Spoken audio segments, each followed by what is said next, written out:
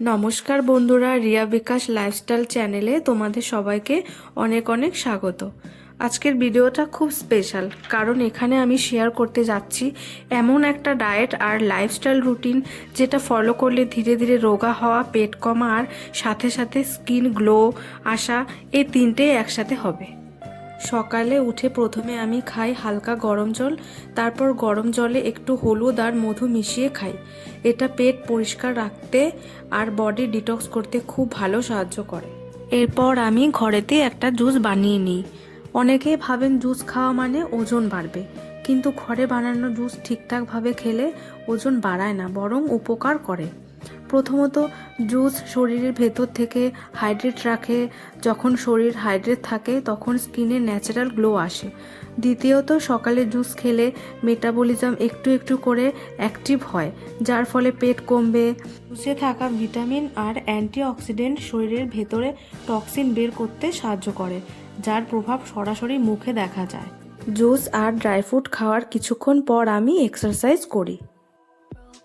অনেকেই ভাবে এক্সারসাইজ মানে খুব হার্ড হতে হবে, জিমে না গেলে কিছুই হবে না।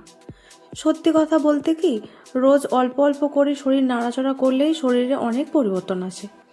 আমি এখানে খুব হেভি এক্সারসাইজ করছি না, যেটা আমি নিজে করতে পারি আর যেটা সবাই ঘরেই করতে পারে। নিয়মিত এক্সারসাইজ করলে পেটের চর্বি ধীরে ধীরে কমে, শরীর হালকা লাগে আর রক্ত চলাচল ভালো হয়, যার ফলে স্কিনে গ্লো আসে। মনে রাখবে, একদিন 1 ঘন্টা করে 5 দিন কিছু না করার থেকে রোজ 10 থেকে 15 মিনিট করায় অনেক ভালো। এক্সারসাইজ করার পর আমি কিছুক্ষণ প্রাণায়াম করব, কারণ এতে শরীর আর মন দুটোই ধীরে ধীরে শান্ত হয়। নিয়মিত প্রাণায়াম করলে শরীরে অক্সিজেনের পরিমাণ বাড়ে, যার ফলে মেটাবলিজম ভালো হয় আর পেট কমাতে সাহায্য করে।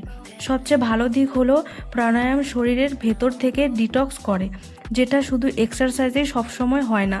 এক্সারসাইজ শরীর বদলায় আর প্রাণায়াম ভেতর থেকে ঠিক করে।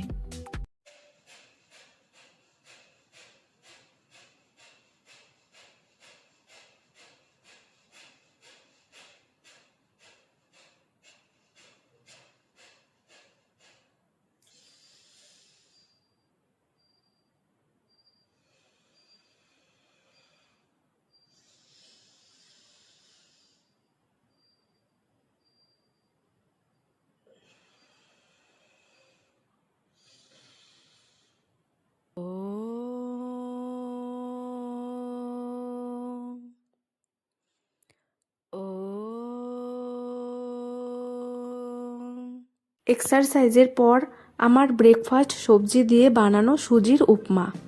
তেল কম, সবজি বেশি, পেট ভরেও থাকে, আবার ওজন বাড়ায় না।